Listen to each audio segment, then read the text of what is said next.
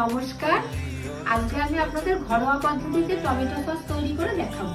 এখানে আমি নিয়েছি টমেটো, রসুন, শুকনো লঙ্কা, তেঁতুল গোলা জল, সাদা তেল, লবণ, চিনি।